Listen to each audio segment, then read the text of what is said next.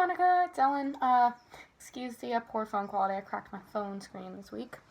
Again, no worries on forgetting the lesson. You've got a lot on your mind right now. So here's a quick overview of what I was going to introduce to you this week. So last week you asked about solfege. And there's two systems of solfege, like I mentioned before. One of them is what we call fixed do, which is where C is always do, and all of the other notes have their own individual solfege syllable. Unless you're planning on going to sing opera in Europe or going to grad school there, you're probably not going to need that one. Most people in America don't really use that for whatever reason. And honestly, I find the movable do system more practical anyways, so that's what I'm going to tell you about today. The movable do system is where do is the root of whatever scale you're playing. So if you're in C, C would be do, but if you're playing in the key of, say, D, then D becomes do. So whatever key you're playing in, it's always going to be the same syllables. Do, re, mi, fa, sol, la, ti, do. Again, I'll do that one more time. Do is going to be your root. Do, re, mi, fa, sol, la, ti, do. Do being the first note of the scale, re being the second, mi being the third, fa being the fourth, sol being the fifth, la being the sixth, ti being the seventh, and of course we're going to repeat do on the eighth because it's the same note we started on. So again, here's your scale, your major scale in solfege. Do, re, mi, fa, sol, la, ti, do. And there you go. Pretty simple. We can talk about the minor scales some other time, but for this week, why don't you go ahead and start singing your warm-up exercises using those solfege notes. And when you're doing, say, like those broken third exercises, that's a really good brain teaser to see if you really know your solfege order. So once you feel comfortable with your scale just moving up and down, you can try doing different patterns like your broken thirds.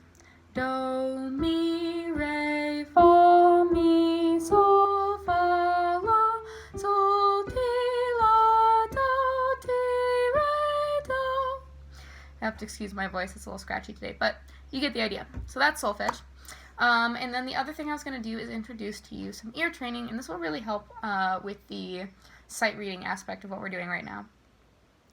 So I'm going to start with just the first 5 notes of the scale. And the way I usually introduce the ear training for listening, at least, and being able to sing is the interval relationship between the root of your scale and another note. So what I'm going to do is I'll play you a couple intervals. Do to re, or the first interval to the second note of the scale. Do to mi, that'll be the first to third note. Do, fa, first note to the fourth note of the scale. And do, sol.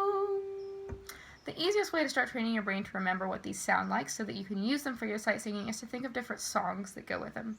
It's a little bit cheesy, but it really helps you be able to audiate that and be able to use it when you need it for reading music. So we'll start with do, mi. I'll turn my piano up a little bit. Do, mi. For this interval, if you can remember happy birthday, you can find this interval. Happy birthday, happy birth. That's a major second. So if you can remember happy birthday, you can remember your major second interval, which is the leap between the first note of the scale and the second. Now the next one we'll do is what we call our major third interval. This is going to be a leap between do and mi, or the first note of the scale and the third note of the scale. For me, the easiest way to remember this one is to think of an arpeggio. Da, da, da, da, da, da, da. It sounds like it's going into an arpeggio. It's a third.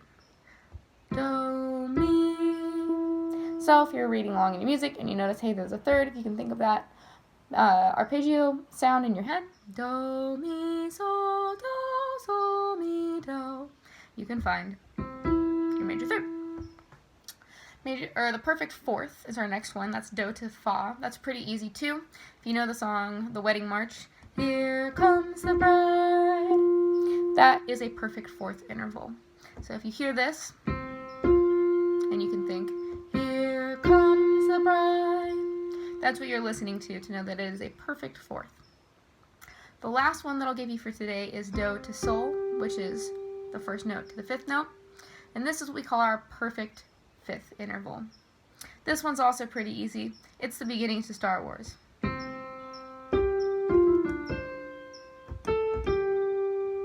So if you can think, bum, bum, ba-da-da-dum, bum. So it sounds like Star Wars, it's your perfect fifth. So again, the ones we went over today, perfect second, happy birthday, major third, do, mi, sol, do, sol, mi, do, arpeggio, perfect fourth, here comes the bride, and perfect fifth. Da, da, da, da, da, da. So, for this week, just maybe play around with those on the piano. See if you can play a couple for yourself somehow and trick yourself into doing them, or maybe make flashcards and challenge yourself to be able to sing those intervals right off the bat. I'll give you some listening tests next week to kind of cement this, and then I'll teach you a couple other intervals to finish up the rest of our major scale intervals so that you have that in your pocket when we're trying to sight sing. Okay, that's all for reviewing what you missed. If you have any questions, just feel free to email me, and I will see you next week. Bye!